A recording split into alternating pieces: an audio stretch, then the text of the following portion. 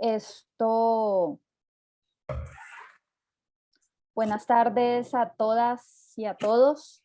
Esta grabación se utiliza más con fines divulgativos y pues obviamente los dos expositores pueden tener acceso a ella en el momento en el que lo deseen.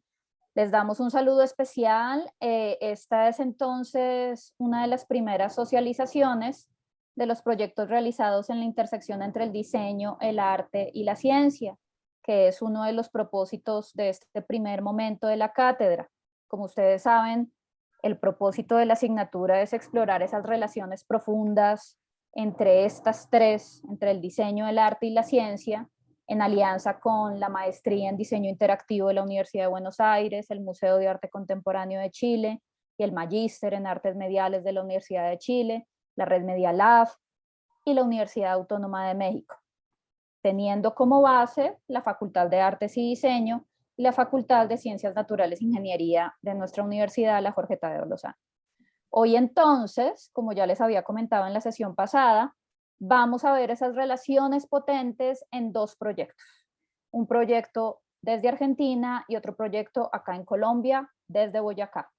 Entonces, son Mariano y Lorena, cada uno nos está acompañando desde su latitud.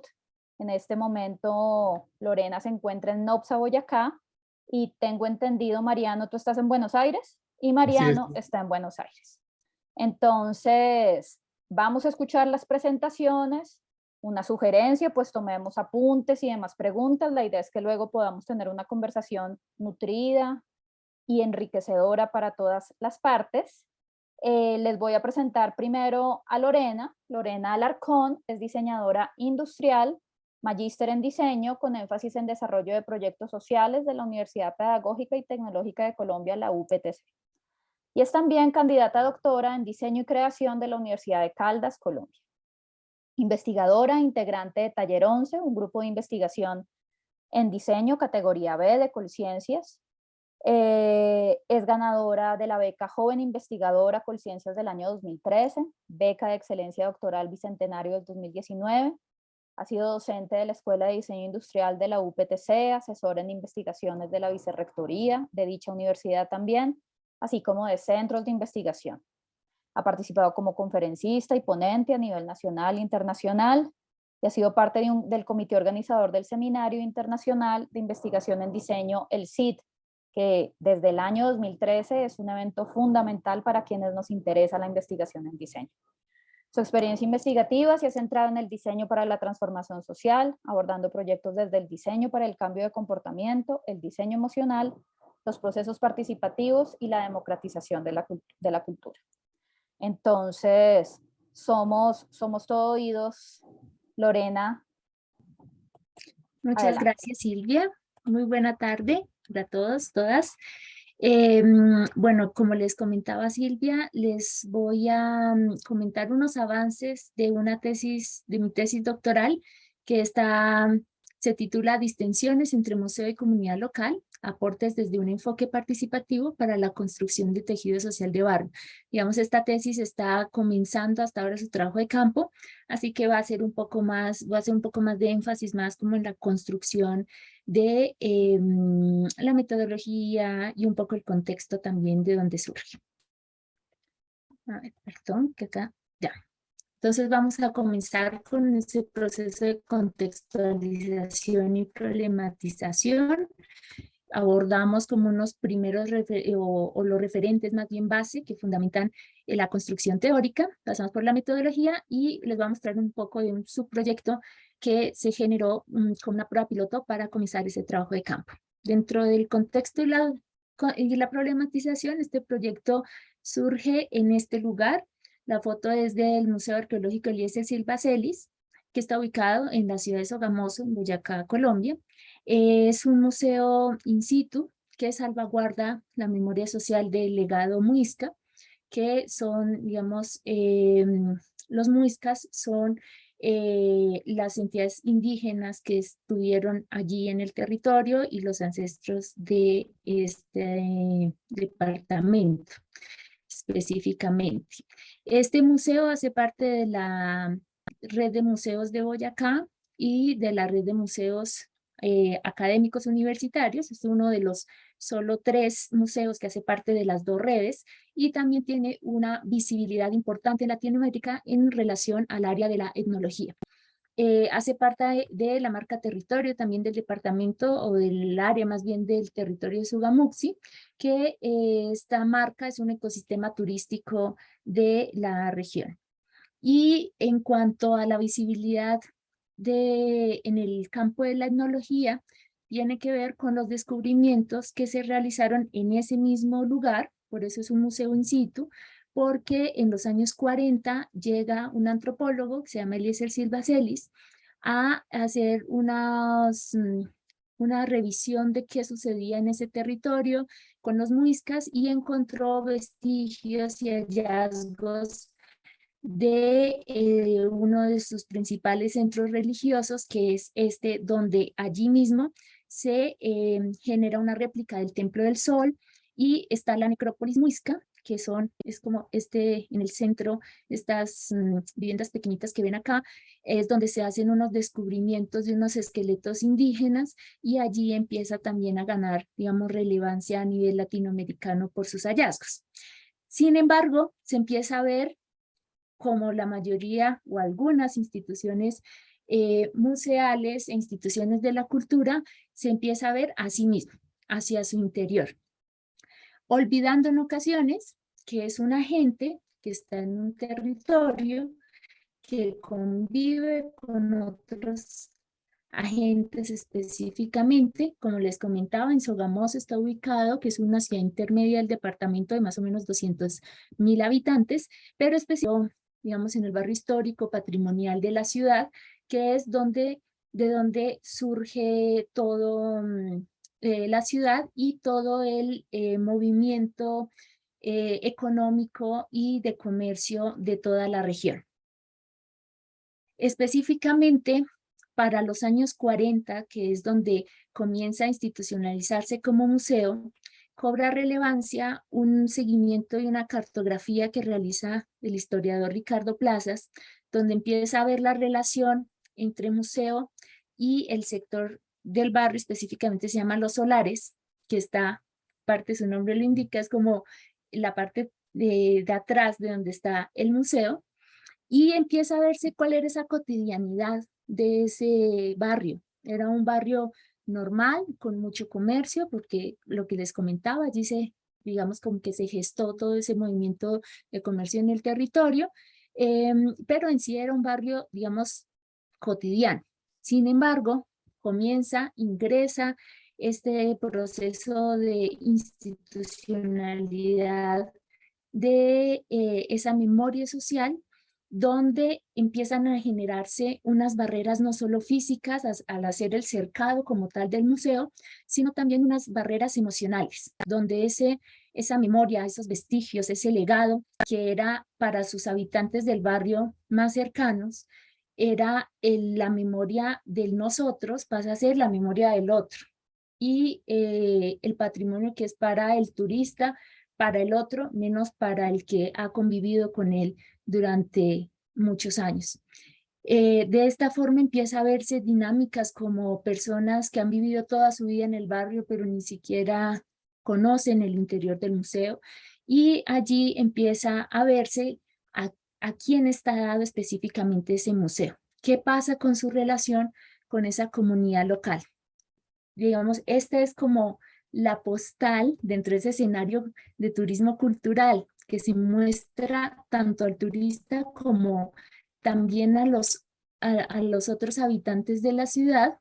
Sin embargo, es otra la realidad que se vive allí. Es uno de los barrios vulnerables y marginales de la ciudad. Está constituido por aproximadamente 400 familias, estratos 0, 1 y 2, la mayoría de ellos niños, adultos mayores, jóvenes, jóvenes adultos, y la actividad económica que prima allí es el trabajo informal. De esta manera se concibe el territorio desde estas dos caras. Ahí se frena un poquito el video.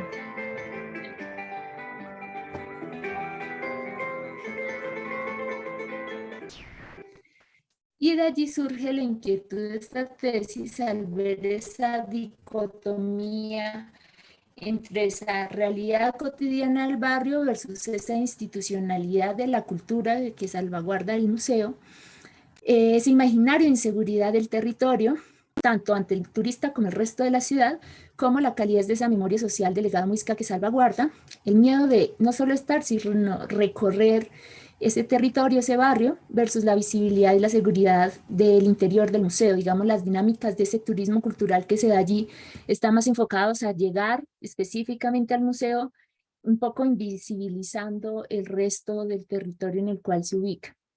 Esto lleva a concebirlo como un territorio fracturado, y esas fracturas no solo son un distanciamiento entre estos agentes de estos escenarios culturales, sino también unas tensiones profundas que se empiezan a generar entre ese museo y su vecino inmediato, que es esa comunidad local, que comparten, como veníamos hablando, un territorio y una memoria social.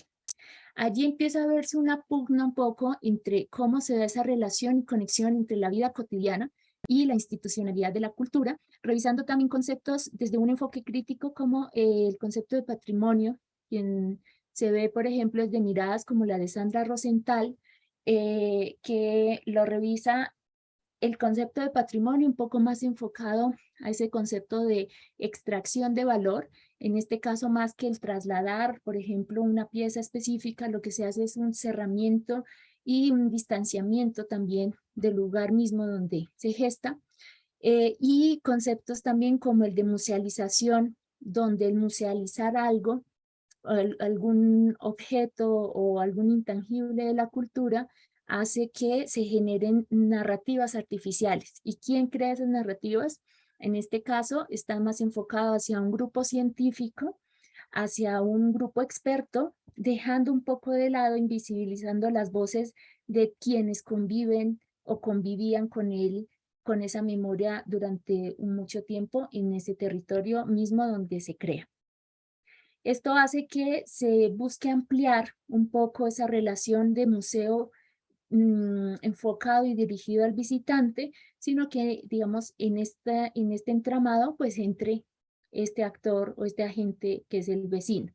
Esto porque normalmente el museo visto para el visitante está enfocado más como a, a tener unas funciones tradicionales, desde este museo dirigido a las musas, que comienza a tener o a estar dirigido específicamente a la selección, a la conservación y a la evocación del patrimonio, y tratando también de ampliar un poco ese alcance del museo tradicional, que combina en sus primeras definiciones, según el ICOM, digamos, la colección, que es como este escaparate de objetos que están allí resguardados en el tiempo, y el concepto de la permanencia, donde es intocable, donde está detenido en el tiempo, y empiezan a verse dentro de ese territorio, esa memoria social, qué prácticas empiezan a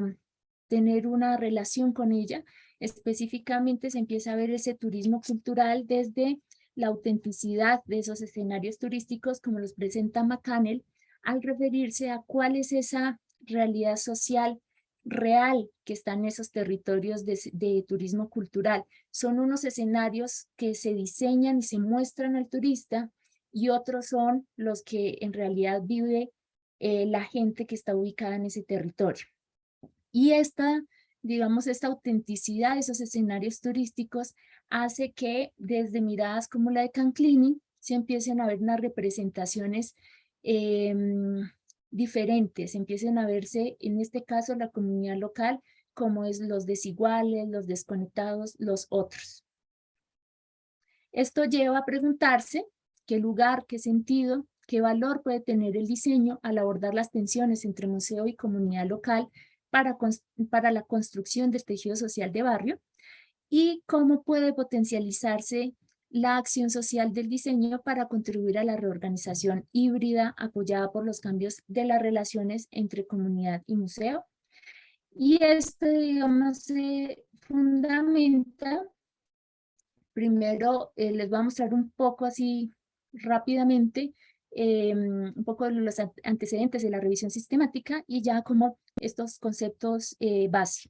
Dentro de esa revisión sistemática y construcción como de nodos temáticos, se abordó dos metodologías, la de Webster y Watson y la de Transfield, Dyer y Palminder, que permitieron básicamente encontrar, validar una ecuación de búsqueda, revisar como la población objeto de estudio de estos investigaciones realizadas en los últimos 5 años, fueron las que se tuvieron allí en cuenta, a través de las palabras clave de museo, diseño y comunidad. Digamos, allí se encontró una población de 165 documentos que permitieron encontrar 7 nodos temáticos, enfocados específicamente a cómo ha sido esa relación entre museo, territorio, comunidad. De allí, dentro de la sistematización, se encontró que dentro de los casos de estudio, específicamente este acercamiento a territorio y a comunidad, dado desde el museo, se ha generado específicamente como en estos 4 aspectos. El primero es como todo un movimiento enfocado a curadurías participativas, donde sí se busca dar una apertura a lo que realiza en curaduría el museo y cómo este conocimiento experto de curaduría se amplía un poco a comunidades, no específicamente del territorio inmediato, sino por ejemplo de las comunidades de las cuales salvaguarda un patrimonio, comunidades indígenas y otras también comunidades vulnerables, y se generan esas construcción de narrativas conjuntas para específicamente exposiciones puntuales. Espacios de transmisión para la cultura. Entonces allí empiezan a ver más como el museo como ese lugar de generación de actos culturales, proyecciones de cine, de danza, de teatro, como para dar también un poco la apertura a esas funciones básicas que tenía, de las cuales hablábamos ahorita. Los museos como entorno de cuidado, que también están enfocados a todos estos procesos de por ejemplo, de terapia cognitiva, de ayuda de salud mental y la apertura al territorio, que está enfocado también un poco más como desde la arquitectura y la infraestructura. Por ejemplo, aquí se resalta el caso del Museo Nacional de Medellín, donde empieza a tener una distribución específica de las ventanas, el proyecto 360, donde empieza a tener como una apertura al territorio desde lo físico. Sin embargo, está un poco más enfocado hacia esta parte de infraestructura más que, por ejemplo, desde el punto de vista museológico. En espacios de transmisión para la cultura también se destaca digamos, todos los lineamientos para transmisión de conocimiento, lo que hace, por ejemplo, el Museo del Oro al generar talleres, por ejemplo, cultura afro, específicamente como de cada uno de los ejes temáticos que se trabajan. Allí también empiezan a generarse esos procesos. Sin embargo, siguen siendo internos del museo, donde las personas deben ir allá para poder generar ese proceso de transmisión. Dentro de esos principales hallazgos en estos antecedentes está que la tendencia de la relación del diseño específicamente está prima en procesos museográficos, en cómo se comunica y promueve esa memoria y esa cultura, más que museológicos enfocados a repensarse como institución y concebirse como tal. Los actores, específicamente la relación con comunidades locales, la mayoría ha sido a través de las curadurías participativas y ya la relación con visitantes tiene que ver un poco más con estos procesos de accesibilidad desde diferentes ámbitos. Y los proyectos que incorporan este aspecto del territorio, el eje temático de territorio, lo hacen más enfocado a abordar el territorio como paisaje, como foco temático, por ejemplo, para las curadurías participativas. De esta forma, este contexto de turismo cultural digamos, empieza a generar o a facilitar el desarrollo de un entramado de unos ejes temáticos El primero es el de, digamos, el de museo, pero se ve el museo específicamente desde el enfoque de la museología social, que lo que busca es, como lo presenta Calveiro, es cómo se transforma esa memoria escaparate que estaba enfocada a esas primeras funciones del museo a generarse como una memoria colectiva. Allí empieza a verse como el museo o la identidad del museo, más que ser permanente, como lo veíamos en las primeras definiciones, puede ser cambiante y dinámica. Y esto da paso, como lo presenta Segato, a verlo no solo desde los objetos que salvaguarda, sino desde las relaciones, específicamente cómo se empieza a conectar el museo como institucionalidad cultural con otros contextos, con juegos de poder, con dimensiones políticas, sociales y económicas que conviven en la actualidad. Y esto da paso a esas voces silenciadas desde esa pluralidad que plantea Canclini, y cómo se ve desde Chagas, desde lo relacional, lo poético y lo político, para generar específicamente lazos de afectividad entre las personas y los museos. De esta forma, el territorio se ve como barrio especialmente, y allí cobra relevancia un concepto que es el de las heterotopías, que construye o que propone más bien Foucault, como esos espacios otros o contraespacios, que es el otro, el espacio diferente, los otros y los desconectados en cierto punto también de un territorio, que visto desde la museología, las heterotopías, como lo aborda Chagas, por ejemplo, podrían ayudar a deconstruir esa noción de lo sagrado, es decir, ese museo de las musas, cómo puede, a través de la heterotopía, como una herramienta de transformación, volverse en cambio de ese sagrado, llevarlo a lo terrenal, ¿sí? Y desde los estudios territoriales, también las heterotopías del territorio se pueden abordar, como les comentaba, esa herramienta metodológica para transformar ese mundo de los otros al mundo de nosotros. Esto en torno ya, digamos, a algunos aspectos desde los estudios territoriales, y es cómo ese mundo del otro, para convertirse en el mundo del nosotros, se revisa desde esas fracturas tanto simbólicas como físicas, que normalmente prima el verlas desde lo físico. Sin embargo, al estar, digamos, al estar articulado con una memoria social, que es la que salvaguarda ese territorio, pues cobra mucho más relevancia ese origen simbólico. Y cómo se abordan desde Carabalí, también desde los estudios territoriales, es como ese vínculo del espacio y la construcción de afectividad. Específicamente lo propone desde tres momentos, que ya los vamos a ver más adelante, y están enfocados desde la antropología del territorio. Este entramado entonces se desarrolla desde el enfoque del diseño, específicamente, el cual se aborda como desde el diseño participativo y su vínculo con la antropología y la investigación a través del diseño también, como un método de investigación que cobra relevancia al darle lugar a lo diseñado dentro del proceso de construcción de conocimiento.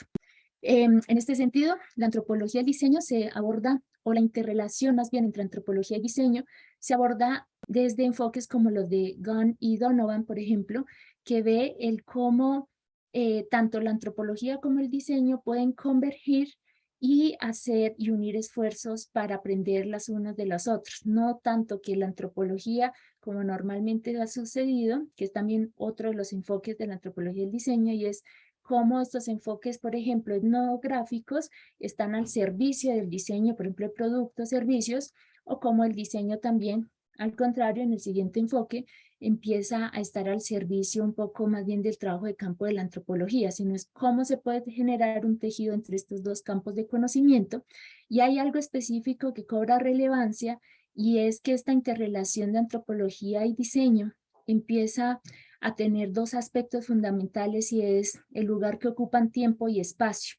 El espacio enfocado desde este territorio, como lo abordamos, pero el tiempo también entre ese pasado, presente y futuro, que cobra mucho más relevancia acá al ver que hay una memoria social y también una realidad que debe ser transformada. Entonces, específicamente, este cruce entre antropología y diseño se presenta según Clark como una práctica conjunta que se pregunta qué significa el ser humano hoy y cómo puede reimaginarse la humanidad.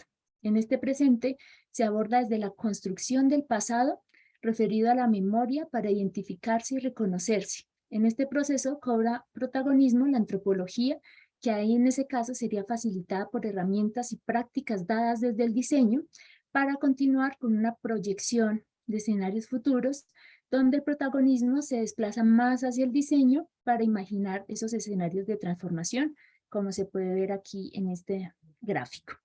Por esto se busca pues, proponer estrategias participativas desde el diseño para la construcción de relaciones que vinculen museo y comunidad local para esa construcción de tejido social de barrio, primero caracterizando esas heterotopías del territorio, esas dinámicas que las generan, luego identificando elementos que influyen tanto en el encuentro como en el desencuentro entre estos agentes, y explorando escenarios futuros para la apropiación con el territorio que vinculen museo y comunidad, finalmente analizando las dinámicas presentes en estos espacios para determinar esa pertinencia, el lugar y el papel del diseño en este contexto.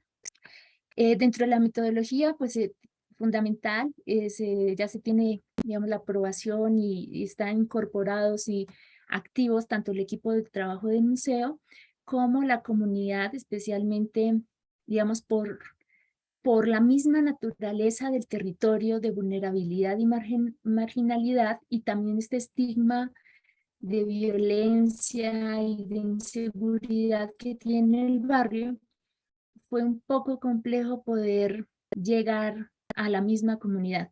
Sin embargo, a través de juntas de acción comunal, que hasta ahora, por ejemplo, empiezan a organizarse, porque antes, cuando comenzó este proyecto en sí, no había formalizado junta de acción comunal, y una corporación de artística que está también presente en el barrio. Entonces, a través de estas dos organizaciones es que se ha podido un poco comenzar a tener como una participación activa con ellos.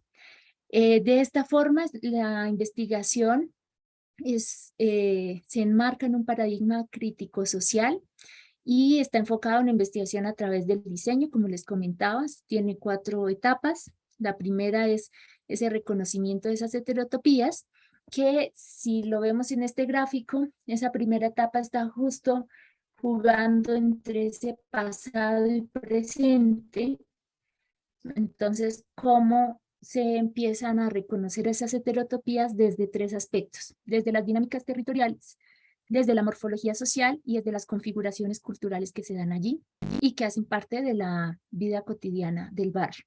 Esto primero a través de la construcción de escenarios territoriales desde la memoria y de escenarios territoriales afectivos y de la construcción de las representaciones del otro y del yo, ¿no? Entonces el barrio a sí mismo, cómo ve el barrio al museo, digamos, en el acercamiento que se ha hecho al territorio, por esas mismas fracturas y tensiones se encontró que este primer momento debe ser con los agentes por separado. Entonces, primero cómo se reconoce a sí mismo el barrio, cómo se reconoce a sí mismo el museo y qué visiones tienen entre sí para poder encontrar en ese segundo momento un proceso de transición para la creación de sentido, para identificar cuáles son esos puntos de encuentros y desencuentros que les comentaba, es decir, una revisión más centrada en el presente, para luego empezar a ver hacia un futuro con esos escenarios para imaginar, para transformar. ¿Cuáles son esos escenarios futuros que los podrían unir como agentes de un escenario cultural?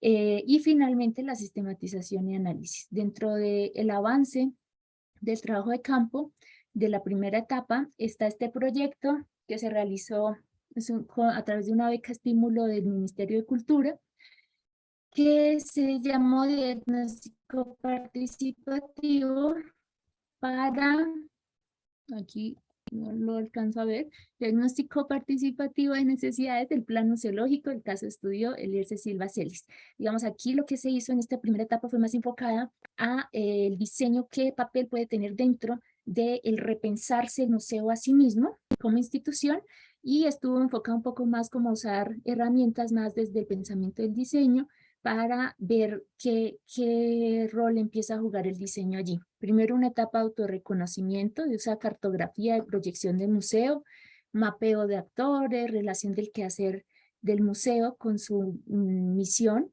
un reconocimiento de dónde está ubicado dentro de un entramado administrativo, porque hace parte de una red de museos, hace parte de administrativamente también de una universidad.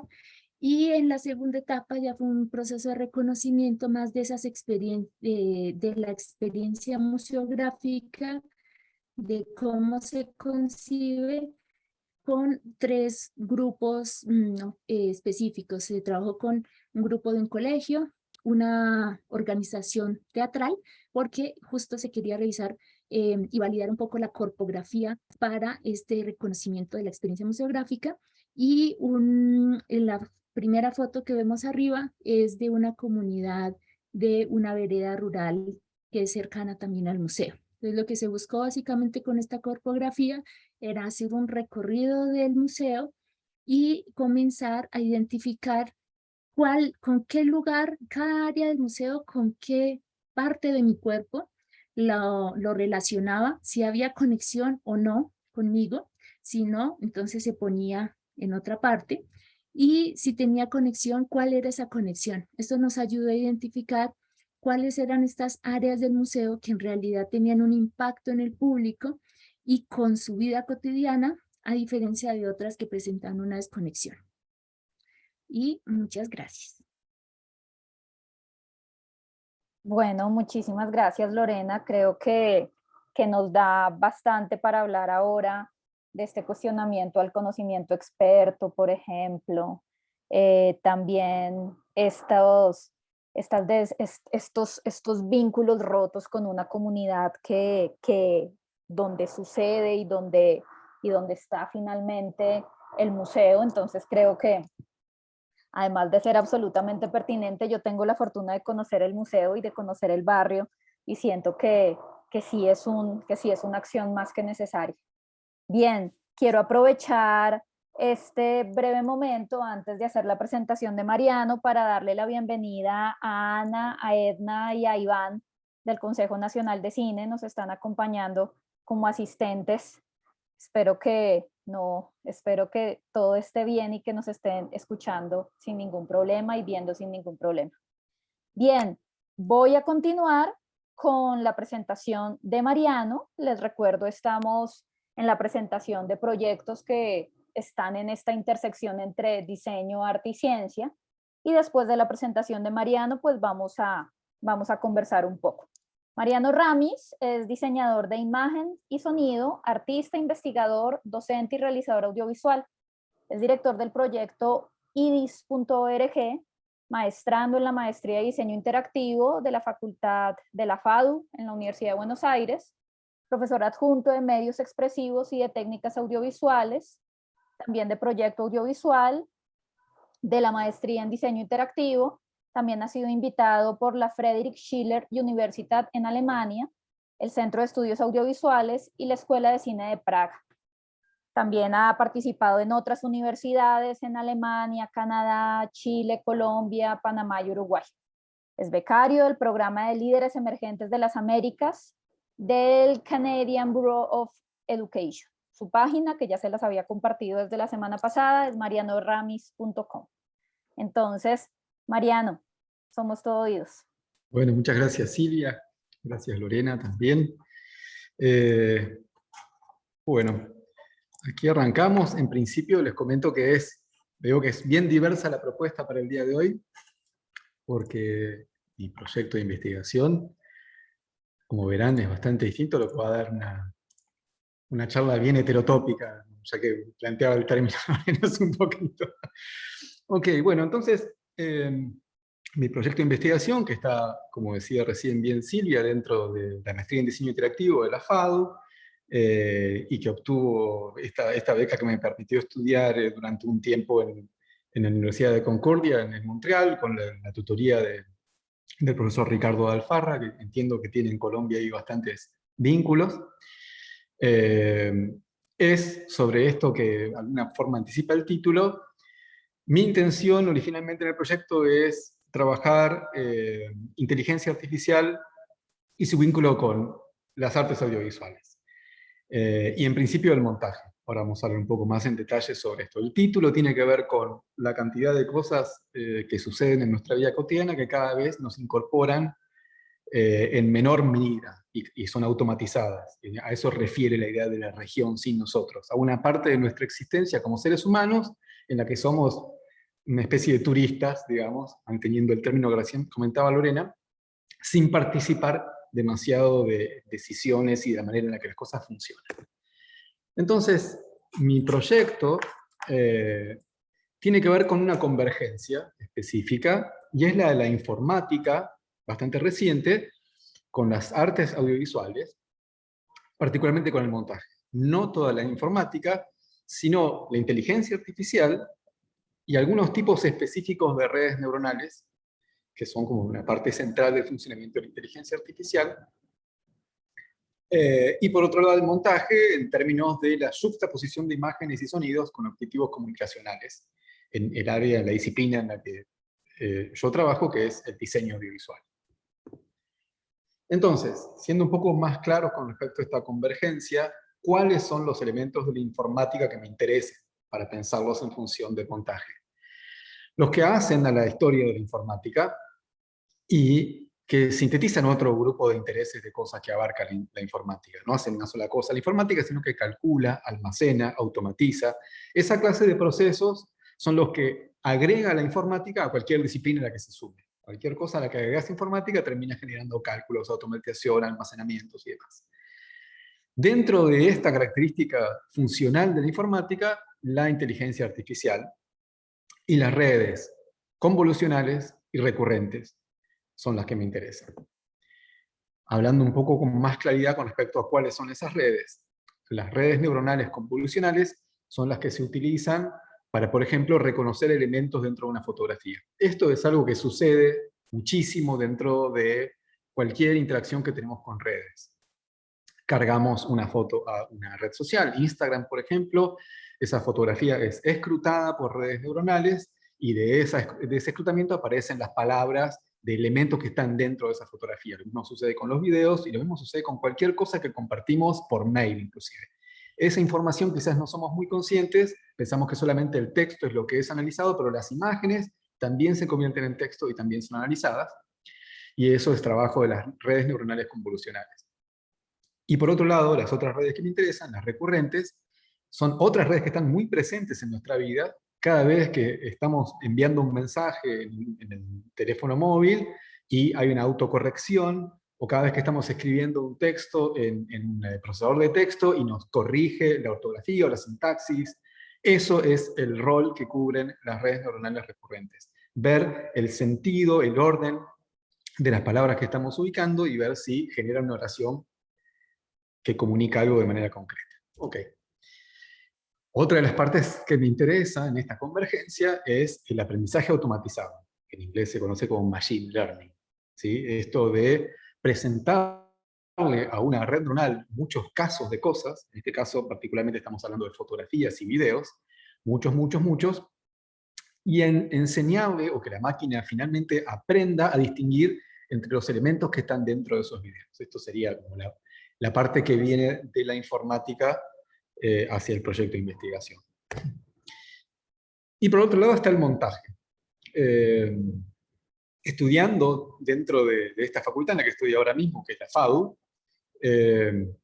uno entra en contacto con la importancia del montaje en la comunicación audiovisual. Uno piensa que lo que se dice, lo que se exhibe es importante, pero la consecución de eventos dentro del relato audiovisual es central y es muy característica del cine y es casi lo más distintivo dentro del ámbito del resto de las artes.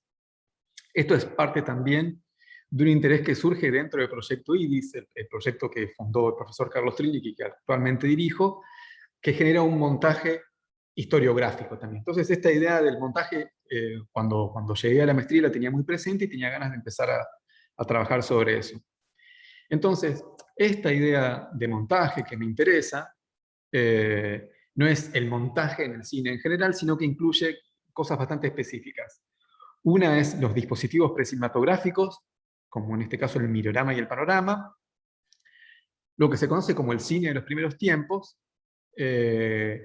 obras de cine estructural y el cine de montaje, de metraje encontrado, found footage. Eso es más o menos lo que metía en la bolsa de esta convergencia, de la informática y del lado del montaje.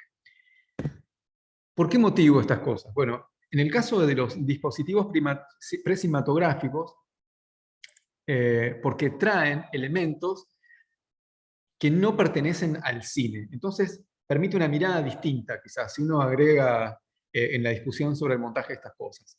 Uno de esos elementos originales que tiene lo precinematográfico es, como el caso del mirorama, la posibilidad de generar múltiples formas de montaje con una pieza como es el mirorama, que tiene fragmentos de secuencias, que quien lo utiliza interactúa con esos elementos y construye paisajes completos que son el motivo quizás de una charla o de contar una historia. En el mirorama, el montaje se puede hacer de múltiples maneras y es interactivo. O sea, hay simultaneidad de opciones e interactividad, cosa que siempre se habla o se entiende como algo de los tiempos recientes, la interactividad y la multiplicidad. Sin embargo, ya a fines del siglo XVIII, principios del XIX, había dispositivos para narrar visualmente y con acompañamiento de alguien contando una historia de manera interactiva y de múltiples posibilidades. Dentro del contexto, si se quiere, quizás no tan específico del cine de los primeros tiempos, hay mucho de gestación de maneras de contar a partir de esta posibilidad de poner una imagen después de la otra, o sea, de juxtaponer secuencias.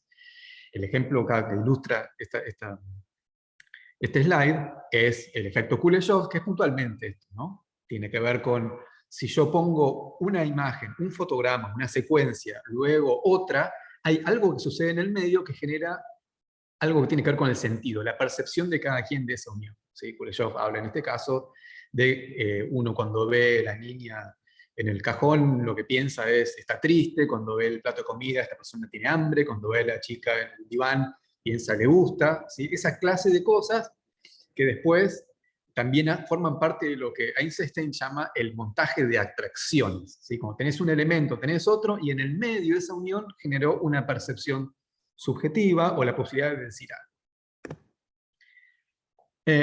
Y el otro caso son casos bastante que tienen que ver con mi gusto personal, digamos. Yo en un momento me empecé a interesar mucho por el cine estructural. El cine estructural, particularmente cuando se habla de vanguardias cinematográficas, no es muy mencionado tampoco. Es una zona de la historia del cine no tan visitada, y es la que integra artistas que empiezan a trabajar en cine, quizás con formatos no los hiperprofesionales industriales como en 35 milímetros, sino con pequeñas cámaras como 16 u 8 milímetros, y empiezan a hacer experiencias que tienen que ver muchas veces con la poesía, experiencias que interpretan el montaje de una manera distinta, y entonces me pareció interesante entrar en esa reflexión y vincularla con la informática. Caso particular es el que ilustra esta fotografía, la de arriba a la izquierda, que es una secuencia de fotogramas de Zorns Lema, la película de Forrest Frampton, que tiene mucho de automaticidad. Y lo que está debajo es de un autor argentino que se llama Claudio Caldini, la película es Ofrenda. Y Ofrenda es una película que yo creo que se podría considerar una película de cine estructural. En breve vamos a ver por qué argumento esto. A la derecha, Very Nice, que es una película muy importante del cine de metraje encontrado, de found footage. Hay una característica de esta película que es que su autor, Arthur Lipset, hizo esta película principalmente encontrando trozos de cinta cinematográfica que otros directores habían tirado al tacho de basura, y él con esos fragmentos de película prepara Very Nice, y es nominado al Oscar por esa creación, lo cual genera como una especie de alboroto alrededor de eso. Ok, entonces pensemos un primer caso posible de vínculo entre secuencias ordenadas automáticamente, informáticamente, y generación de sentido, aún no integrando lo audiovisual, sin el aspecto sonoro y sin el aspecto de video o de cine aquí. Hay un ejemplo que me parece muy ilustrativo, que es el generador de cartas de amor. ¿Sí? Imagínense que están en la situación de querer enviarle una carta de amor a alguien, pero no tienen la capacidad, o no tienen ganas, o no tienen tiempo, entonces podría haber una aplicación, inclusive en un teléfono móvil, que diga, bueno, simplemente completar el nombre de la persona que te gusta y va a recibir una carta de amor muy elaborada, que de alguna forma va a hacer que mejore la relación que tiene.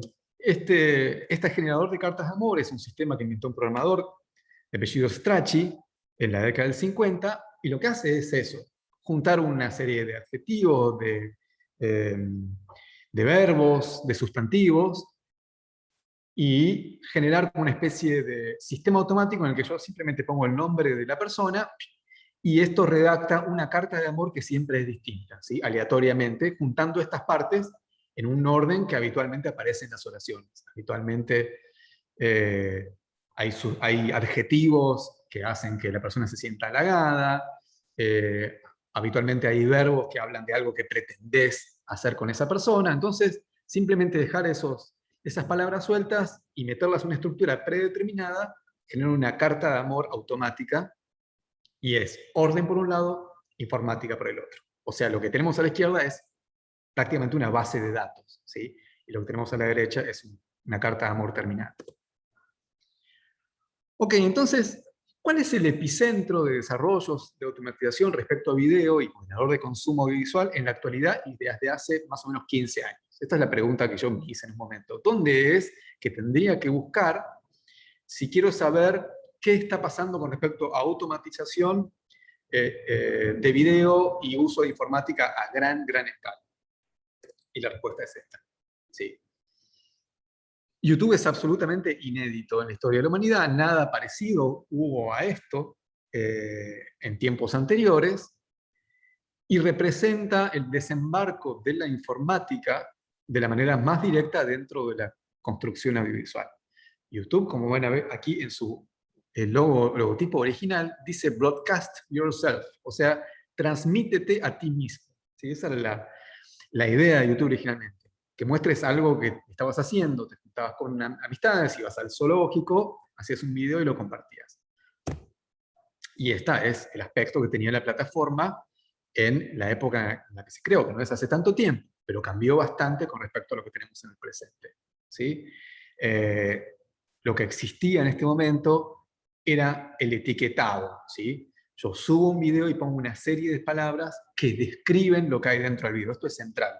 Y lo pueden ver aquí debajo del video, donde dice tags, etiquetas, y dice una serie de palabras que de alguna forma ilustran lo que está dentro del video, o describen lo que está dentro del video, palabras sueltas.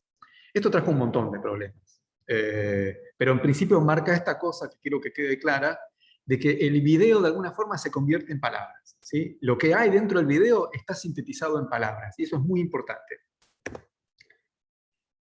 Entonces, y acá otro elemento que nos permite distinguir cómo YouTube fue cambiando a lo largo de los años. La línea del timeline del video cambió muchísimo y cambia, y de hecho esta no es la última, porque ahora tiene esta última cosa del rating de cada una de las zonas del video. Y YouTube no sé si lo sabían, pero surge de 3 empleados de PayPal, ¿sí? Gente que tenía muy claro el comercio y muy clara la informática y cómo trabajar con datos a gran escala, son quienes fundan en el año 2005 la compañía YouTube. Y acá tenemos algunas de las palabras que dicen las personas que fundaron YouTube. Dice, mostrarle tus videos favoritos al mundo, hace videos de tu gato, de tu perro y otras mascotas, hace vlogs con tu cámara digital y compartí videos con la gente que quieras. Parece que no tenían muy claro para qué era, digamos. Tiraron una a ver qué pasaba y resultó ser que había un proyecto ahí atrás. Este es un dato también interesante con respecto a YouTube. Cuando surge YouTube, uno piensa que no había nada parecido, pero había varias plataformas. Blip TV, Hulu, Yoast, Metacafé, AOL Video, Yahoo Video, MySpace TV, Break.com, desaparecieron absolutamente porque YouTube arrasó con el público. Hizo algo que evidentemente funcionó muy bien y dejó de lado otras plataformas o las ocultó. Algo muy semejante, si uno hace un poco de arqueología de medios, sucede con la aparición del cine. El cinematógrafo es una marca de espectáculo audiovisual. De espectáculo de proyección de imágenes en movimiento, si se quiere, sin el sonido. Pero había un montón de otros desarrollos, el kinetoscopio, el vitascopio, etc. Desaparecieron y el nombre que le quedó a todo eso es cine. Lo mismo prácticamente sucede con la televisión. Cuando surge la televisión, la palabra televisión es el nombre de una patente, de un artefacto. Había un montón de medios que intentaban transmitir imágenes y sonido de un lugar a otro, todos quedaron en el olvido, triunfó la televisión, algo semejante pasa con YouTube. Bueno, ¿qué pasa entonces con YouTube y su contenido? ¿Y por qué arranca toda esta cuestión de la automatización? Originalmente la consigna, como dijimos, era subir videos de tus perros, hacer un paseo y subirlo cuando te vas de viaje, pero la gente empezó a cambiar el uso de ese medio y empezó a subir series que le gustaban, películas enteras a YouTube. Y las compañías propietarias de esas películas o de esas series, Disney, Sony Entertainment, lo que sea, empezaron a decir, pero bueno, ¿y cuándo cobro yo mi dinero por esta película que está viendo todo el mundo? Si son 1000 personas no me preocupa, pero cuando estamos hablando de 500.000 personas es un problema. En esta altura, YouTube ya era propietaria, Google ya era propietaria de YouTube, ya había comprado la firma en el año 2007 y hay una serie de juicios a YouTube para ver qué pasaba con esto de que la gente subía cosas que tenían copyright y no pagaba derechos.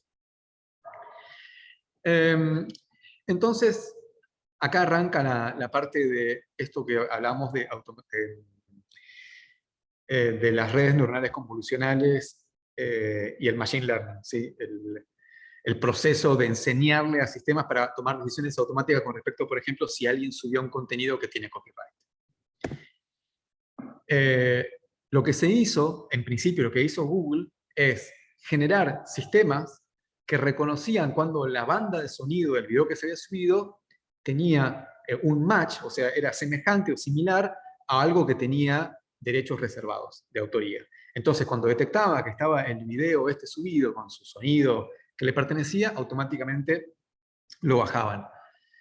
Quizás cuando conversemos después puedo mostrar los ejemplos en video, pero en principio lo que quiero decir es que la gente empezó a subir los videos cambiándole el sonido, y eso hacía que aún así se puedan subir con otras estrategias, modificando la forma del sonido. Hay una serie de videos que hicieron muy populares, como los threads, que hacían esta clase de cosas. Bien, entonces, más problemas para la idea del etiquetado sin automatización. ¿Por qué? Yo subo un video y al video le pongo que hay una cosa, pero en el video hay otra cosa. Por ejemplo, contenido censurado para niños, ¿sí? Entonces estoy subiendo pornografía y estoy diciendo dibujos animados. Y la plataforma se tiene que hacer cargo de ese error en el etiquetado de los videos. Y entonces cada vez se hizo más evidente que había que encontrar una estrategia de automatización para esa clase de cosas.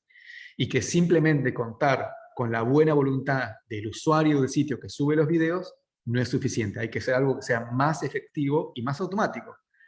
¿Por qué automático? Porque en el presente, por día, en YouTube se suben 65 años de video. O sea, en un día, la gente que sube videos a YouTube, si no sumase todos esos videos, suma 65 por día. Lo que da un total de casi 200 siglos de video por año, nuevos. ¿Sí? Y el año que viene va a haber 200 o quizás más, y durante la pandemia esto se amplificó. Este es un dato bastante reciente. Entonces, si vos tenés 65 años de videos nuevos por día, no puedes poner personas a trabajar porque sería mucha gente viendo todo eso. Necesitas sistemas automáticos. Y eso es parte de lo que hace a cómo funciona el ecosistema automático de YouTube en el presente. ¿Sí? Porque generaron sistemas de reconocimiento dentro de los videos que sofistican las capacidades del sistema de recomendación, en principio, que es otra de las cosas que alimenta esto. ¿Sí? ¿Cómo se generó esto? Ahí vamos a ir un poco en detalle. Pero en principio, imagínense que en YouTube casi no hay gente trabajando. Los programadores que están trabajando sobre el motor de recomendación quizás son 100 personas que están redistribuyendo, gracias al algoritmo que crean, videos a todo el mundo para billones de usuarios que suben 65 años de video por día. Es realmente difícil de imaginar y entra dentro de las escalas que uno considera que pertenecen al mundo del Big Data. Es un problema de Big Data. ¿Está? Estamos frente a un problema de información que se nos escapa de las manos en términos humanos. Entonces, lo primero que uno reconoce es que estos sistemas de recomendación, los motores de recomendación, lo que hacen es hacer que Silvia veo un video que le guste a ella y que yo veo un video que me gusta a mí en función de las cosas que vi antes. ¿Sí? Eso es un sistema de recomendación. Automatiza las preferencias de la gente. ¿Y cómo lo hace? Reconociendo ítems en los videos que viste antes. ¿Sí? Por un lado, y por otro lado, reconociendo, según la ubicación geográfica, la edad y tus intereses y tu extracto socioeconómico, qué clase de cosas te interesan más. Eso automatiza todo ese sistema. O sea que ya de entrada esto es casi un sistema de montaje, en términos cinematográficos. Cuando Silvia ve un video y el video está terminando y dice, ¿querrías ver esto? Está haciendo montaje, está uniendo dos cosas. Y la manera en la que lo hace es percibiendo que la continuidad de lo que te gusta es lógica y es identidad. Lo cual es un problema, porque no siempre es así. A veces te gustan cosas que son muy distintas entre sí. Bueno, para eso no funciona bien. Y acá entra el algoritmo propietario, la gran llave del comercio que es YouTube. ¿Sí? Cuando yo era chico se hablaba mucho, no sé si les sonará esto, de la receta de Coca-Cola. Decían que la tenía una sola persona, que nadie la podía repetir y todas las gaseosas no eran tan ricas porque no tenían esa receta. Bueno, YouTube tiene un algoritmo del que nadie sabe estrictamente cómo funciona, excepto la gente que trabaja ahí, bajo, me imagino, mucha confidencialidad. Y es el sistema que utiliza YouTube para escrutar, o sea, analizar todos los videos que se suben y convertirlos en etiquetas. Palabras, palabras, palabras, palabras. Etiquetado de video. Esas palabras luego organizan oraciones también y generan descripciones de video, pero vamos a ir un poco más adelante hacia eso. Entonces, esto genera algo que antes hacían personas, ¿sí? Que se llama ingesta de video. Es que alguien ve un video y tiene la capacidad de decir qué pasa dentro del video y almacenarlo en un archivo de esa manera, con esos datos. En el minuto 1 pasa tal cosa, en el minuto 2 pasa tal otra. Una descripción breve. En este caso vemos el caso de Hillary Clinton, que está dando un discurso, y estas son distintas descripciones de ingesta de video hechas a partir de simplemente el análisis de una red neuronal de lo que está pasando ahí dentro. La red neuronal tiene una capa que se llama Celebrity Detector, que hace que si hay una persona que es una celebridad, también sea descrita como texto. ¿Sí? Es un nivel de sofisticación muy alto el que tienen estas redes en el presente. De hecho, cuando a veces a alguien le pasa que le llega una publicidad que decís, uy, justo me llegó una publicidad y yo había conversado, y entonces empezamos a temer que nuestros teléfonos nos están escuchando todo el tiempo, en realidad es que la información que vemos y compartimos está siendo muy analizada y quizás sin ser conscientes estamos dando esa información, aún sin hablar de eso delante de una persona o hablando de una persona. Y finalmente es esta, dentro de todas las cosas que van haciéndose a esto que es tan importante y más que están ahora estudiando en el scope, el foco que tiene que tener un proyecto de investigación, lo que me termina interesando a mí es lo que se llama descripción automatizada de video. Un sistema autónomo que reconoce qué hay dentro de un video y utiliza redes convolucionales y redes recurrentes.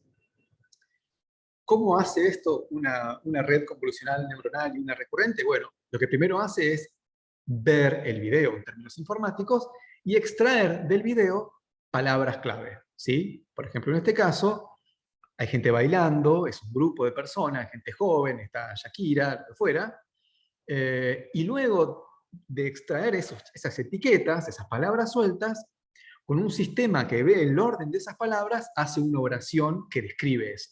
Eso es descripción de video automatizada.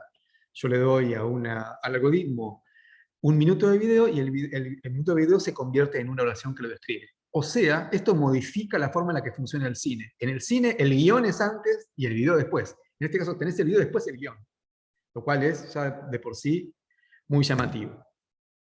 Hay otro tipo de casos de descripción de video que trabajan de otra manera, reconociendo acciones mediante el movimiento pixelar, los macrobloques pixelares y otro mundo, que también es interesante, pero yo me quedé con esta cuestión de la bajada de las palabras y el montaje. Entonces, ¿qué sucede aquí? Empiezan a aparecer aplicaciones para estos algoritmos muy sofisticados que reconocen qué hay dentro de los videos y se ofrecen comercialmente como aplicaciones que hacen edición automática de video. Lo cual es medio raro. Y acá vamos a ver el caso de Flo. Dice, yo tengo mi teléfono y pongo, hace un video de mi gato. ¿Sí? Y entonces automáticamente se hace el video de mi gato. ¿Pero cómo sucedió eso? Primero, porque si yo tengo en mi aplicación una red convolucional, puede analizar todos mis videos y saber en cuáles está el gato. Primera cuestión resuelta. ¿Cómo hacer que ese video de mi gato tenga sentido, cuente algo de mi gato? Bueno, básicamente esas palabras que extraje, gato en la mesa, gato jugando, gato de noche, gato saltando, se mezclan y generan una especie de oración, y lo que hago es buscar qué imágenes, qué secuencias de video representan mejor esa oración. Entonces, esto es un poco lo que propone la herramienta. Y lo que dice es que da un efecto cinematográfico. ¿Sí? Un efecto cinematográfico. En realidad lo que está haciendo es entender muy básicamente qué sucede en el video, y después de entender eso dice, bueno, voy a hacer una secuencia de esto, y esa secuencia por lo general es bastante convincente con la idea de que está bien hecha. Pero el tema es que las redes convolucionales son fáciles de engañar, y este es un caso. Si uno agarra la fotografía de este animal, en este perrito, a la sombra de la reja, y se lo pone en una red convolucional, dice que es un tigre. Yo ahí, no, créanme, yo hice el ejemplo, usé 3 redes distintas y me tiró siempre tigre. Una inclusive dijo 3 tigres de Bengala, o sea, con esa precisión. Y lo que yo digo entonces es, no es suficiente con saber qué hay en cada parte de un video para hacer montaje, para generar una sintaxis sofisticada. Hace falta más. Lo que hace falta es entrenar redes neuronales con montaje, con cómo se hace para que generar sentido entre las cosas, porque lo valioso en el montaje no es lo que pasa en una cosa y en la otra, sino lo que se conforma en el medio de esas dos cuestiones. Y la manera, lo que se está haciendo es usar redes neuronales y algoritmos que surgieron de plataformas como YouTube, muy sofisticadas, pero forzándolas a trabajos que no hacen tan bien. Ahora bien, ¿qué cosas sí pueden hacer esas redes neuronales entrenadas que son geniales e inéditas en la historia? Y que probablemente cambien un montón la manera en la que se hace audiovisual en el presente, ¿sí? Como la televisión cambió la manera de ver cine, y como YouTube cambió la manera de ver televisión. Una de ellas, quizás es un ejemplo que podemos dejar para más adelante, es la de un autor alemán que se llama Mario Klingemann, que inventó una técnica que se llama Neural Remake. Y lo que hace es extraer descripciones de videos y buscar en la web videos que tengan esa misma descripción y hacer una imagen después de la otra de cada una de los dos videos. Podemos verlo después en detalle, pero es fascinante esta forma de montaje a partir de las palabras, entendiendo esto, ¿no? Que el guión en este caso de los videos es una etapa intermedia posterior al primer corte de un video que tenemos, de un video que podría considerarse de found footage, como también se puede considerar así los videos que junta sueltos de la web. Otra de las cosas que probablemente sucedan, o están sucediendo más bien, es que las plataformas y los software que utilizamos para editar video integren estas capacidades. O sea, que nuestra línea de edición de video tenga un montón de ayuda con inteligencia artificial que nos diga qué cosas hay en nuestros videos y nos corrija errores. Caso concreto, cuando estás enviando un mensaje y te corrige un error, lo mismo en tu línea de edición de video. Una presencia de la inteligencia artificial dominando un poco lo correcto o lo incorrecto, dándote la opción de elegir por un camino o por el otro, pero obviamente generando un cambio en la manera de pensar y hacer. Y después, bueno, bases de datos mucho más sofisticadas donde podemos navegar un montón de información audiovisual con búsquedas muy certeras de contenido morfológico dentro de un video. Esto es lo que yo llamaría minería audiovisual, así como está el data mining, digamos que se buscan en datos, la minería audiovisual directamente lidiaría con representaciones audiovisuales para encontrar información. Básicamente este es el estado de la investigación, toma estos dos elementos que comentaba antes, montaje informática, los analiza en un campo de acción de muchísimo movimiento como es YouTube, y llega a esta serie de conclusiones, digamos que básicamente es, si las redes neuronales van a hacer cine o montaje como se hacía antes, no necesitamos. Las necesitamos para que aporten nuevas maneras de hacer. Y esa es más o menos la conclusión a la que estoy llegando. Así que bueno, muchas gracias. Hola, muchas gracias. Bastante interesante. Me parece que podemos, que va a haber una conversación, espero bien enriquecedora para todos. Bien. Bueno, chicos, vamos a abrir el chat. para que puedan escribir sus preguntas. También, si lo desean, pueden activar su cámara y su micrófono si quieren hacer la pregunta directamente. Yo que tomé apuntes muy juiciosa de las dos presentaciones, se me ocurrían como dos maneras de abordar como la conversación. Primero, siento que hay unas preguntas como muy específicas para cada uno de ustedes, pero luego creo que se puede generar un diálogo bien interesante entre los dos abordajes. Entonces, pues quisiera empezar con Lorena. Lorena, a mí me llamó mucho la atención pues todo lo que planteas respecto a las tensiones entre el museo y el barrio, ¿no? Que finalmente cómo hay casi como un diálogo de sordos y en especial hay como un desconocimiento desde lo que alcancé a ver en tu presentación del barrio como escenario donde pues está sucediendo todo esto. No sé si dentro de los propósitos de este trabajo que está en desarrollo, estaría pensarse a Mochacá como un distrito creativo, que es un concepto que está pues muy en boga, ¿no?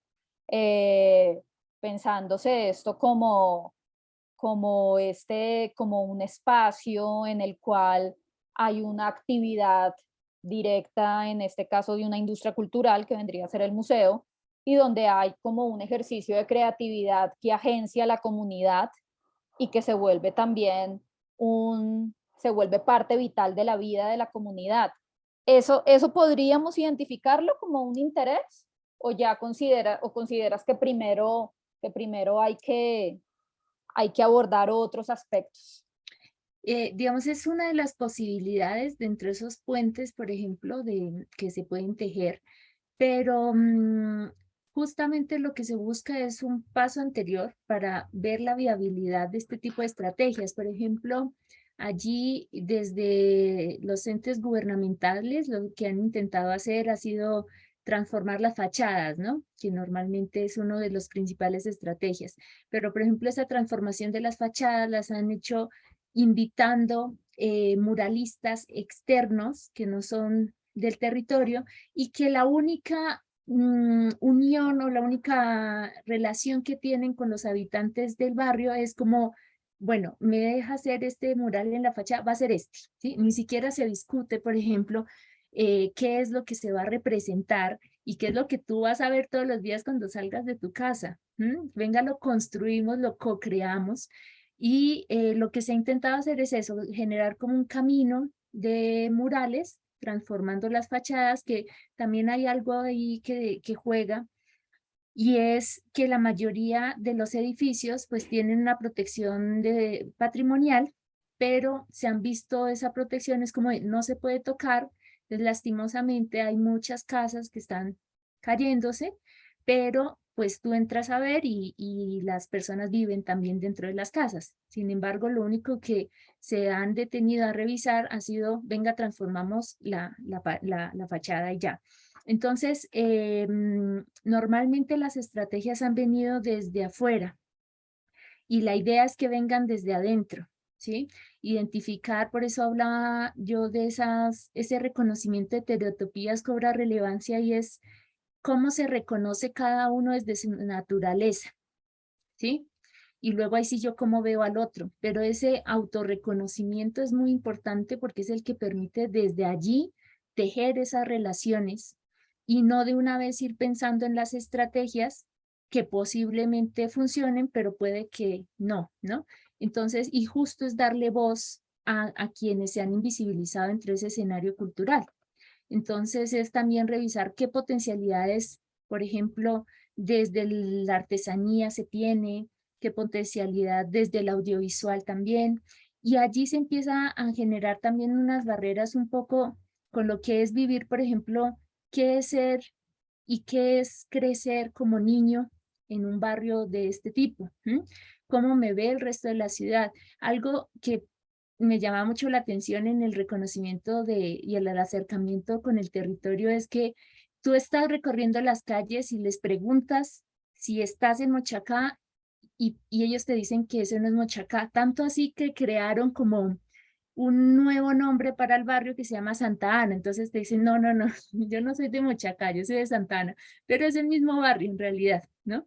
Entonces, hay también la corporación que les comentaba, que es una corporación artística, y ellos, aunque hacen obras de teatro, hacen audiovisuales y también hacen talleres de diferentes técnicas plásticas, aún así no han podido crear relaciones con los mismos vecinos, ahí sí ya de puerta, por esa misma estigma que se tiene. Entonces, podría ser una posibilidad, pero la idea es que surja de ellos mismos. Ok, que eso nos lleva a otra, pues a otra cuestión que también me parece bien interesante y es pues el abordaje metodológico que estás proponiendo, ¿no? Tú nos comentabas que ya se hizo este ejercicio con estas representaciones visuales que hiciste y que tienes, lo voy a poner así, tú me corriges si estoy mal, que tendrías dos aliados, que sería por un lado la Junta y por otro lado la Corporación Artística, ¿sí?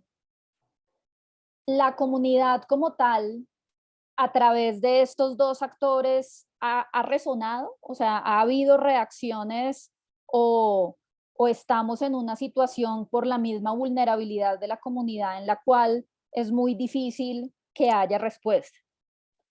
Mira, fue más o menos año y medio de acercamiento para poder lograr un enlace que sirviera en realidad.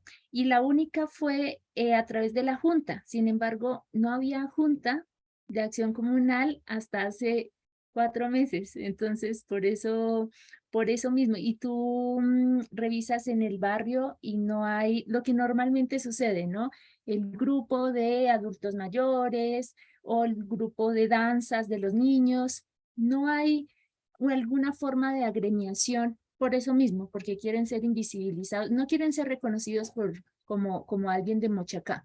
Entonces, donde surgió fue con la Junta, porque la Junta también, ellos mismos reconocen que existe ese problema, digamos, de agremiación dentro del mismo barrio.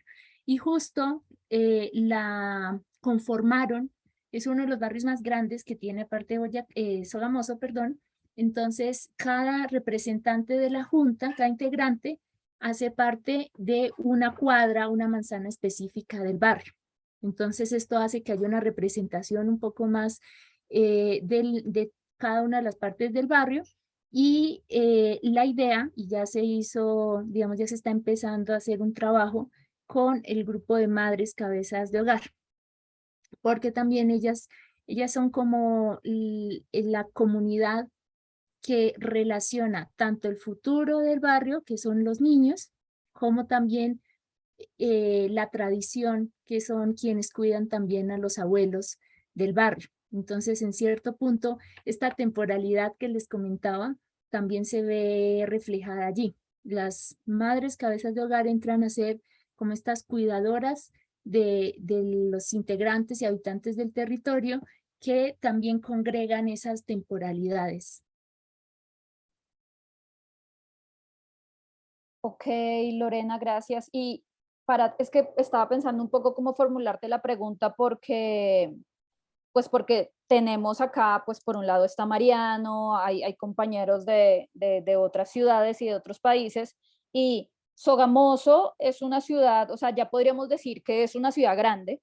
No me atrevería a decir que es la segunda más grande después de Tunja, y si tú me corriges, no sé si antes estará Duitama de pronto, pero es una ciudad grande, ¿no? O sea, es una ciudad que tiene, sin embargo, pues yo que conozco la ciudad bastante bien, me atrevería a decir que el componente rural es muy grande.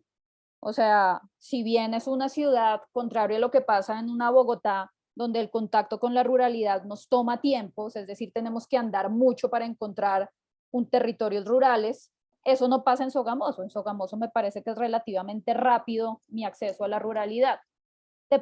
Pongo este contexto para preguntarte un poco por como el papel del territorio rural en el museo. Si bien está dentro de la ciudad y está en Mochacá, etcétera, ¿hay por parte del museo y por parte de la misma dinámica un reconocimiento como de la provincia como tal? O sea, de la provincia en su ruralidad. Sí, es que justamente la tesis también surge un poco es porque, por ejemplo, el museo tiene acercamientos con comunidades veredales, lo que tú dices, personas, por ejemplo, hay una vereda que se llama El Pedregal, es una agremiación como de turismo rural, con alfareros también de Morcá, que es, digamos, es un municipio muy cerca también. Tienen la cercanía con comunidades rurales y artesanales e indígenas también de Latinoamérica. Ellos tienen, se hace en el solsticio de diciembre, se hace la fiesta Luán, entonces es también se congregan muchas entidades indígenas allí, pero justo el vecino de al lado es el que con el que no se habla, ¿sí? Entonces está el del rural, está el de Perú, está el de diferentes sitios, pero quien está contigo al lado todo el tiempo, las 24 horas, es con quien no se habla. Y digamos, no solo es en este caso, podríamos ver eh, muchos museos y otros, por ejemplo, también centros culturales donde sucede eso. Por ejemplo, podemos ver el Salmona en Manizales, qué pasa con esos otros vecinos, o por ejemplo, el Reina Sofía en Madrid, también qué pasa con las personas que están ahí mismo en la plaza, que viven allí. Eso sucede, digamos, aquí está centrado en este caso de estudio, pero la idea es ese enfoque de democratización de la cultura y es qué memorias se salvaguardan, qué memorias se cuentan, cuáles son las que son válidas. Solo el museo puede contarlas, por ejemplo, de quién, a quién en cierto punto pertenecen. Entonces es comenzar a hacer esa revisión como de esos juegos de poder de la cultura, de a quién pertenece y quién puede crear esas narrativas de la memoria en un territorio. Y cobra más relevancia cuando son in situ, ¿no? Como en este caso que lo que les comentaba, justo el museo es la reconstrucción del templo del Sol, que era donde estaba ese templo religioso de los muiscas.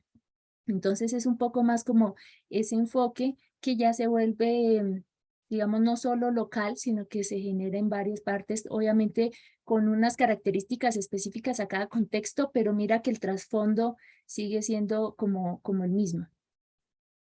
Ok, gracias. Ya para vincular un poco a Mariano a la conversación, eh, ¿existe qué tanto registro audiovisual existe tanto del museo como del mismo barrio? A veces existe una gran memoria, de pronto en archivos particulares, pero también en archivos institucionales. ¿Y has indagado por esa fuente de información? Em, digamos, en este proceso de reconocimiento del territorio, por ejemplo, yo comencé la tesis justo en pandemia. Entonces hice como un trabajo de etnografía y allí el audiovisual fue clave, por ejemplo, para reconocer el barrio mismo, porque no se podía ir todavía. El museo, por ejemplo, es, allí cobra relevancia algo que se encontró en este mapeo que les mostraba de ese proceso de autorreconocimiento del museo, y es que ellos veían que el museo se convertía como en un escenario, por ejemplo, para videos musicales, para videos culturales, para videos gubernamentales, que la Secretaría de Cultura de la Gobernación, que la Alcaldía, que demás. Pero hasta allí llega ese vínculo con esas entidades externas. Entonces es también hasta qué punto el Templo del Sol, que es como lo más llamativo en cierto punto del museo, se vuelve también un escenario un poco artificial, donde no están preocupados para realizar también esas otras entidades como una relación directa en torno a cómo se cuenta también esa memoria muisca, sino es más como el escenario, ¿no? Para realizar algo. Y también, pues, ha servido como un poco también como escenario para hacer encuentros culturales, pero también llega hasta allí, también como por ejemplo, esa área exterior es la que más se reconoce. Tú puedes ver publicidad del territorio, de Boyacá, del departamento, y casi siempre va a aparecer, por ejemplo, el Templo del Sol. Lo mismo, por ejemplo, a nivel nacional, cuando se habla de cultura indígena, también puede aparecer el Templo del Sol. Ahora, ¿qué tanto se relaciona con esa memoria que en realidad salvaguarda? Es como otra cosa, ¿no? Entonces, para mi punto de vista, se vuelve también un poco como el símbolo allí, pero sin un trasfondo como tan profundo. Sí, tienes razón, ahora estaba recordando y no hay video de provincia de Sogamuxi o del mismo Sogamoso que no perdone, que no perdone su planito del museo. Sí, tienes toda la razón. En ese sentido, y ya pues para traer también a Mariano a la conversación, toda esta propuesta, Mariano, de la descripción de video, que creo que así es como lo denominas, se ha pensado y este recorrido tan interesante que nos muestras sobre toda la noción pues de la misma descripción de video, ¿la has pensado desde el plano creativo? Es decir, o sea, ¿has pensado posibles construcciones eh, de orden artístico con esta herramienta? Sí, Como sí, parte. originalmente esa era la idea, ¿no? De hecho, tengo 2 o 3 ejercicios, particularmente de esta técnica que es el Neural Remake, ¿no? Estando en esta carrera, que es la que trabajo, que es la de diseño de imágenes y sonidos, el guión siempre para mí fue una especie de problema, el hecho de que haya literatura previa que después se convierta esto a imágenes. Y esto es una manera de revertir ese orden y a mí siempre me pareció muy interesante. Y me parecía interesante tener un video base que se extraiga una descripción de ese video y que esa descripción sea lo que uses para buscar un nuevo video y que así eso se mantenga indefinidamente y que se vaya diluyendo el sentido cuando se genera esto muchas veces. Toda esa clase de ejercicios me resultaron medio fascinantes y sí, tengo unas experiencias hechas. Implica esto bastantes cuestiones. Primero, las herramientas que están disponibles para que uno haga descripción de video están basadas en entrenamientos que pertenecen a Amazon o a Google o a grandes, o sea, no, es muy difícil generar un entrenamiento propio. Tenés que contar sí o sí con eso. Entonces no es tan sencillo hacer algo, pero algunas cosas he llegado a hacer y sí, el objetivo era ese, como que tenga un perfil creativo, digamos, ver cómo funcionaba la maquinaria. Y por otro lado, hay una parte que es que mucha gente que usa Netflix, Spotify, Tidal, YouTube o las plataformas, sea consciente de cómo funciona, porque la gente se sorprende mucho con respecto a exactamente es lo que me gusta, aprendí un montón bien escuchando música, y si sabes cómo funciona, entendés que hay una lógica que no necesariamente es la de tratar de que aprendas, sino de tratar de mantenerte en una especie de loop, de bucle, de cosas que más o menos escuchás siempre, y que son las más populares, y que la gente que pertenece a la periferia nunca jamás va a hacerse popular así. Digamos, volviendo a este tema de los videos y los 65 años de video por día, y tal vez trayendo un poco el tema de Lorena, y esto que se llama compresión de datos. Vos haces búsqueda de esta ciudad en Google y te va a aparecer el museo y nada más. Se comprimen los datos a lo que aparentemente es más representativo.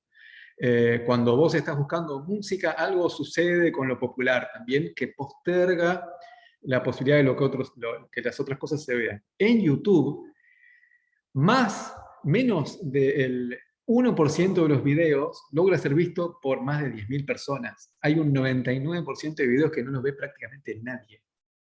Menos de 1.000 personas en esos videos y están ahí dando vueltas y es muy difícil que con los sistemas de recomendación sean vistos. Así que no es interesante en términos antropológicos, en términos creativos, expresivos, artísticos. Sí. Justo estaba pensando, pues cuando nos estabas contando y ahora mismo pues que nos estabas contando de como de este ida y venida, finalmente podríamos decir que es un juego de traducción entre formatos, ¿no? O sea, tomo un formato Claro. audiovisual en este caso, produzco un texto de ese formato y en ese juego pues va a haber un resignificado, ¿no? Me recuerda Sí. un poco también esta idea del palimpsesto en el cual siempre queda una traza del anterior y se va Sí, creando como un nuevo sí. texto. Sí, mira, hay algo que es muy de estos días, aparte, muy reciente, y es el auge de las plataformas de algo que se llama text to image, texto a imagen. Un caso de esto es DALL-E, otro caso de esto es Midjourney, Party de Google, ¿sí? Son plataformas donde vos describís algo y aparece una representación visual de eso que te sorprende un montón. Yo creo que este auge de esas plataformas, no sé si quieren busquen después, DALL y Midjourney son estas plataformas que hacen esta conversión, ¿no? O sea, escribí un texto y vas a ver una representación visual, pero no es una búsqueda, esto no es una búsqueda en Google, sino que es una representación visual hecha a partir del entrenamiento con elementos que aparecen en el texto que acabas de escribir. Muy sorprendente. Y lo que para mí sucede en esas plataformas que se han vuelto muy populares, es un poco el tema del que hablamos mucho acá en la carrera, es que se está generando entrenamiento de descripciones. Se le enseña a un sistema automático cómo hacemos las personas para describir cosas. Y en función de lo genérico de esas descripciones, se hacen más eficientes los sistemas automáticos de descripción de video, entendiendo no solamente el contenido de un video, sino entendiendo qué es una descripción. ¿Cómo hacemos para describir algo? Son ejemplos de descripciones sin parar todo el tiempo que, bueno, alimentan un sistema de automatización. Yo otra Hay cosa algo, pensaba, me permite una cosa. Yo estando en Canadá en este último tiempo, estuve en contacto con Carlos Beltrán Arismendi, que es un investigador colombiano con el que hicimos una linda amistad, y me contaba su proyecto, y yo lo que pienso es, en función también de lo de Lorena, es, no tenemos eso en Argentina, no lo estamos teniendo, y me encanta la idea de que en el futuro las cosas mejoren en este sentido, de que esta gente que se siente excluida del museo, de la ciudad que habitan, esto mejore en función a todo este diseño que le están poniendo y todo este entusiasmo que le están poniendo a esta clase de proyectos. Me parece genial. No quería dejar de decirlo. Muchas gracias. muchas gracias, Mariano. Otra cosa, otro elemento que me pareció muy interesante y te quería preguntar al respecto es, nos alcanzaste a contar un poco de estos juegos, de estas respuestas que hacía el usuario para poder evadir, no sé si evadir sea la palabra adecuada, pero para que se salga de los límites de las restricciones que plantea YouTube. Entonces ponías el ejemplo de la música. Entonces identificaban la música, entonces se cambiaba la pieza sonora, se cambiaba la base sonora para poder pasar. Ujú. En ese rastreo que estás haciendo, ¿has ido encontrando más ejemplos de lo que yo diría que es un diálogo entre lo corporativo y lo que en inglés llaman lo bottom up, como lo que Claro, bueno, viene? claro, yo creo que se ha vuelto muy eficiente en su hermetismo el sistema y que si tenés que hacer alguna modificación, tenés que meterte subterráneamente a un nivel de programación muy potente, digamos, ¿sí? Porque lo increíble es que toda esta base de datos gigante de videos que tiene YouTube, gigante, hace que tengan un poder muy distinto al que tenían hace 15 años, cuando surgían estos primeros problemas de decir, le cambio el video y ya está resuelto. Más videos se suben, más sofisticado es el entrenamiento y más eficientes son las redes neuronales para reconocer cosas, inclusive plagios o lo que fuere. Sí se notan a veces, bueno, una cosa que sucede es que subís música a Spotify o subís algo a Instagram o subís algo a YouTube y inmediatamente te llega esta música, este video que subiste no te pertenece en tu país. Está muy sectorizado, aparte hay países en los que se puede, países en los que no se puede. Y yo lo que he encontrado son estos usos creativos, ¿no? Pero no he encontrado gente que haya encontrado la vuelta para evitar el match de copyright. Sí, por ejemplo, hay gente que invierte los videos, que los pone en un fragmento de la pantalla, cosas así que uno creería que apuntan a eso y a veces funcionan. Pero, de hecho, bueno, en el proyecto de investigación, en Proyecto IRIS, tenemos muchísimos videos asociados a YouTube. Y todo el tiempo hay que relinkearlos porque están cayendo muchos links. Links de videos que habían sido subidos hace 5 años, ahora sí entran en problema de copyright porque no habían sido detectados y se bajan. Y todo lo que es ese contenido pasa a ser contenido que tenés que pagar para ver. Antes era gratis, ahora hay que pagar para verlo y va cambiando un poco el perfil de la plataforma en función de eso. Pero con respecto a burlar el sistema, esto de lo que decía recién, los threads, les recomiendo que los vean, son muy simpáticos. Lo que he encontrado en el presente tiene que ver con estas cosas, como lo de Mario Klingemann y su Neural Remake, que es también muy fascinante.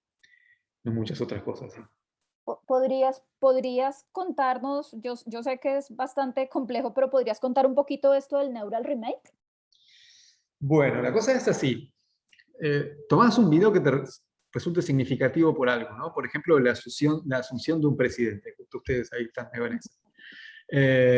Y hay una serie de actos que son canónicos, que se repiten, ¿sí? Que son parte de una rutina, ¿sí? Inclusive en un acto como ese. Entonces, lo que haces es agarrar la transmisión, tomar la transmisión de televisión del acto de asunción.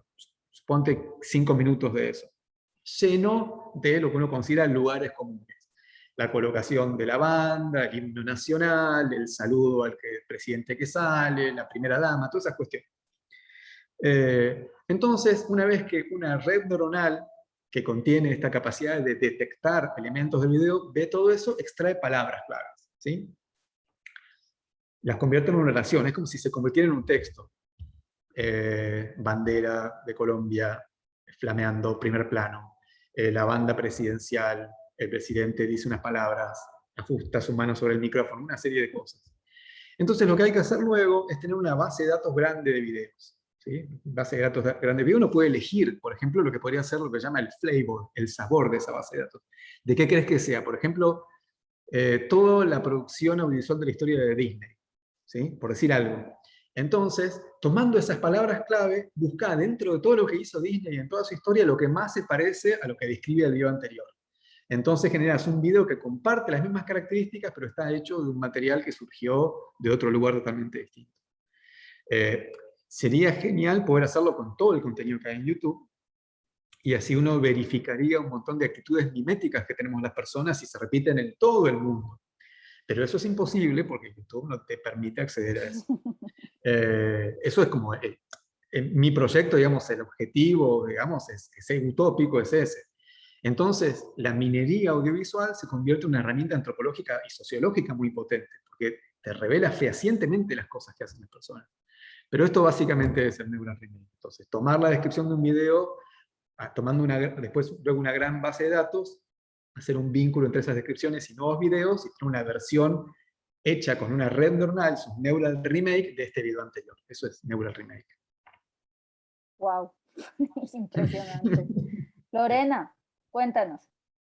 Sí, es que también me gusta mucho el tema y me parece tan complejo, por ejemplo, específicamente lo que tú comentabas del entrenamiento del sistema.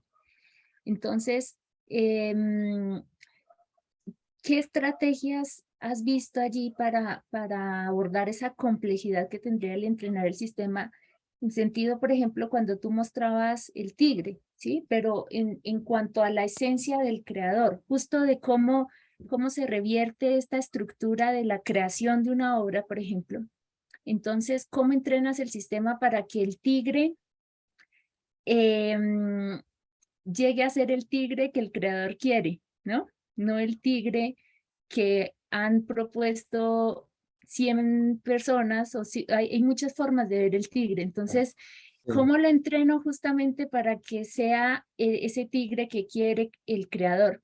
Porque en una experiencia que tuve con ingenieros electrónicos para hacer como una aplicación que permitiera, y era algo muy puntual, era cómo se podía a través de procesos participativos crear una aplicación para a través del escaneo de imágenes encontrar, diagnosticar unas plantas de un cultivo de papa, diagnosticar previamente algún tipo de plaga. Y ellos para una sola enfermedad del cultivo necesitaban un montón de imágenes para poder hacer el entrenamiento del sistema. Entonces, ¿cómo has visto allí como esas estrategias para poder llegar a algo tan complejo que sería pues fascinante que se pudiera lograr? Claro. Bueno, una de las cosas, Lorena, es, o sea, esta cosa voluntaria que es que todo el tiempo estamos subiendo videos a YouTube o a cosas a Instagram o cualquier red. Entonces, las compañías que son propietarias de esa información que subimos tienen una capacidad de entrenamiento que es imposible para alguien que desde su universo particular lo quiere empatar. Y las compañías confían en que todo ese material que se sube genera una especie de concepción general sobre algo, ¿sí? Sobre un perro o un tigre o lo que fuera. Esta estrategia tiene un nombre y se llama on the wild en inglés, en lo salvaje. No voy a hacer una base de datos, simplemente voy a confiar en que entre los millones de videos que tengo va a surgir la expresión más cabal de lo que representa un tigre o un perro. Y lo que después tienen que hacer es esto, comprimir la información para que no sea tan complejo y que realmente cuando usas una red neuronal para analizar cosas, es más probable que haya un perro que, no sé, un animal exótico. Entonces, eso después es la compresión de datos, hacer que sea más eficiente en ese sentido. Después tenés el otro lado, de la persona que trabaja como este caso que comentabas recién, que tiene poca información para entrenar un sistema. Ahí pasa lo contrario. Ahí pasa un proceso que se llama data augmentation. ¿Cómo hacer para una base de datos pequeña me sirva para un entrenamiento?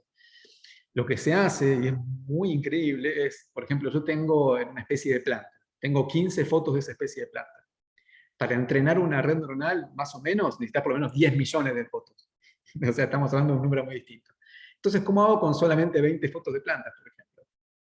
Lo que se hace es tomar esas mismas fotos, invertirlas, cambiarle el contraste, cambiarle un poco el color, mancharlas y generar de esas solamente 20, 200. Y así hacer que sea... Pero es David contra Goliat en un sentido muy literal, digamos, lo que tienen las compañías, y por eso se han hecho tan ricas y tan gigantes y monopólicas, es toda nuestra información que voluntariamente cedemos, y entonces eso les permite automatizar a un nivel que nunca habríamos haber pensado. Y lo otro es competir contra eso. Es compleja la tarea. Sí, bastante. En eso, ya para cerrar, pues esto último y esta pregunta pues va para los dos. Si se dan cuenta, las dos investigaciones de manera indirecta ponen por un lado un discurso hegemónico, hay un discurso hegemónico en el caso tuyo, Mariano, a partir de estos grandes, de estos gigantes, de estos monstruos en la corporación, y en el caso de Lorena, finalmente pues el mismo dispositivo museístico, o sea, cómo se concibe el museo en la ciudad y como eje de cultura. Y existe la otra parte, no sé si ponerlo en términos de contrahegemónico, pero está esa otra parte, ¿no? Allí, finalmente, cuál vendría a ser un escenario en el cual existiera un reconocimiento de eso contrahegemónico, o sea, de eso periférico? O sea, que existiera más iniciativas como las que nos estás contando tú, o en el caso de Lorena, que hubiera una organización comunitaria más robusta que diera respuesta a eso. ¿Qué se les ocurre? Lorena, como quieras, si tenés la... Bueno, pues en mi caso siento que es como el generar estrategias que vayan desde lo multidisciplinar, no, perdón, la transdisciplinaridad más que la multidisciplinaridad, porque, digamos, este tipo de hegemonía de la cultura, esta institucionalidad de la cultura, lo que veíamos, por ejemplo, con la heterotopía, ¿sí? Que la heterotopía justo busca ese análisis del distinto, pero mira que ya cuando uno se pone a ahondar es algo que une, la misma heterotopía ha sido abordada desde los estudios territoriales en cómo agentes diferentes de un territorio pueden reconocerse a sí mismos. Luego vas a la museología social y cómo también desde la museología social esa concepción de quién concibe la memoria también se puede abordar desde la heterotopía.